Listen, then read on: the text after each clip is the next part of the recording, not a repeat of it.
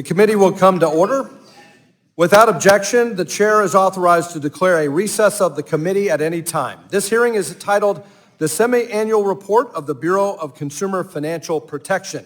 Without objection, all members will have 5 legislative days within which to submit extraneous materials to the chair for inclusion in the record. I now recognize myself for 4 minutes to give an opening statement. Thank you, Director Chopra, for being here today. As the director, you wear a lot of hats.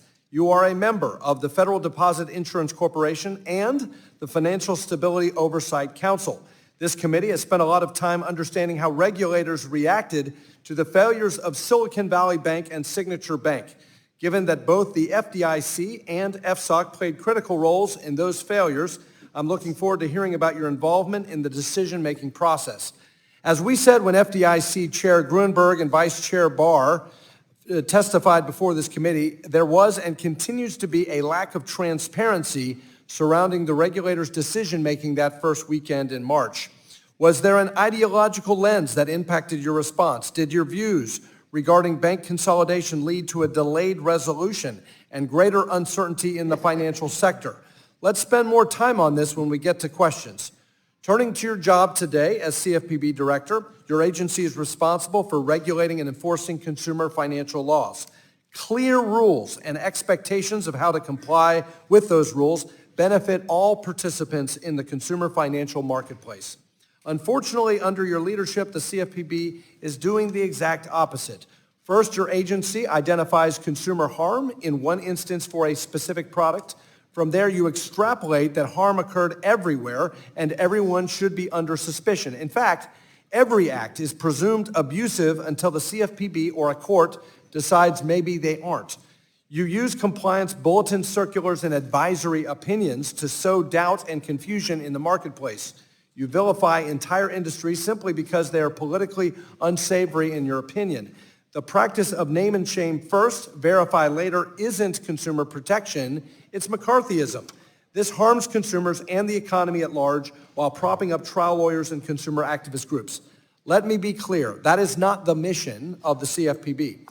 Finally, I'll turn to what appears to be your most recent appointment as an appendage of President Biden's re-election campaign. When the president started talking about junk fees, the current hyper-partisan CFPB engaged in a campaign about its effort to clamp down on, you guessed it, junk fees. Look, it's an easy target. No one likes fees. And to be clear, some fees should be questioned to ensure people are not getting ripped off. But to indiscriminately label fees as abusive is a blatant attempt to pander to Americans who have been hung out to dry in the Biden economy. My Democratic colleagues will likely turn to their favorite talking point, corporate greed, to explain away the need for fees. But you know who else relies on fees? The government.